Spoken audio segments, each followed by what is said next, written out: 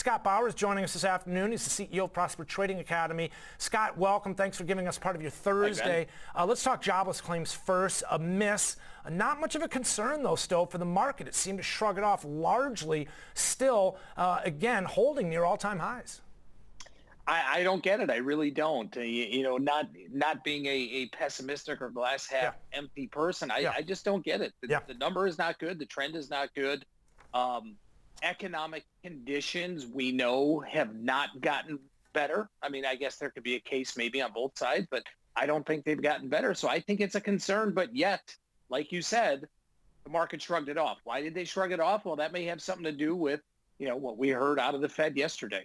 All right, let's take a look here, Scott, at some of the individual names that are on the move, cruising. Let's talk LYFT. Let's talk Uber, some of the recent developments there. It looks like apparently LYFT is going to, California is now in the rearview mirror. They are leaving the state, it sounds like, based on some of the recent requirements that they'd be forced to comply with. Wow, when this news came out, if you looked at both LYFT and Uber, there was literally the stock volume that just came into the marketplace was massive. And these things started trading well off their lows. And you know what? It to me, Ben, it's one of those cases where the market doesn't like uncertainty.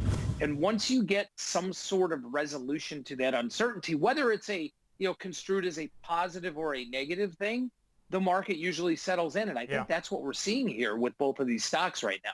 Yeah, there's unknowns aren't what stocks investors like to see, and once we get that worst case scenario out there on the table, oftentimes you see that relief rally.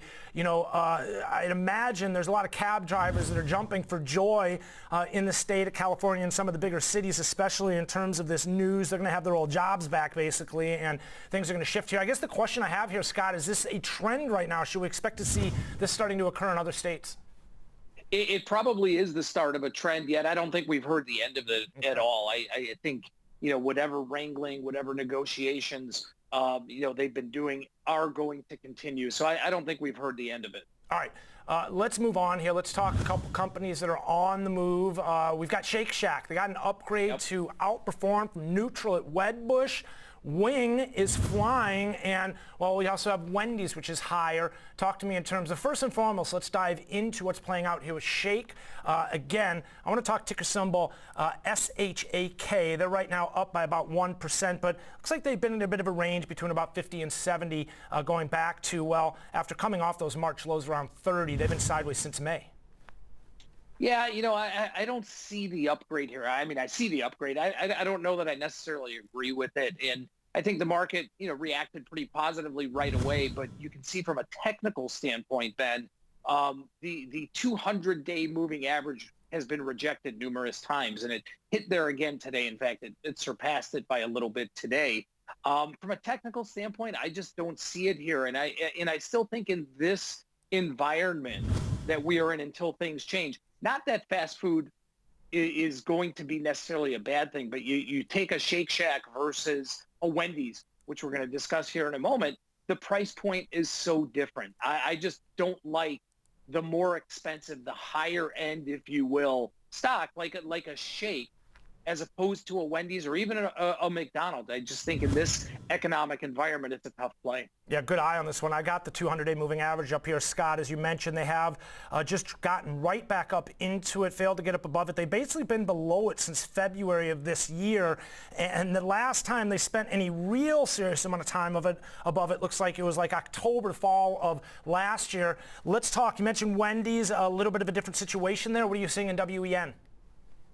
I think it is a different situation. I think the lower cost fast food places, if you will, those are the ones that are outperforming. Those are the ones that are shining right now. And they've made their products accessible basically 24/7.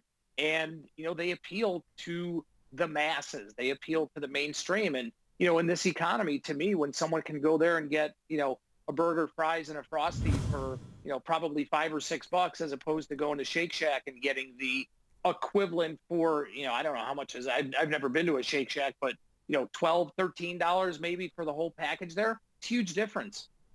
Definitely, you know, I try not to, but sometimes find myself in some of these fast food lines. And Scott, oftentimes I see they're just packed. They're deep nowadays. Yeah. And let's talk a little bit about Wing. They're up on the day by about 3 1/3%. It looks like they've been kind of in this range, 170 to about 150. But certainly this is a stock that's done well off pandemic lows, 44.27. They're all the way up to 170 in the month of August. 400% off the lows. Crazy. Wow.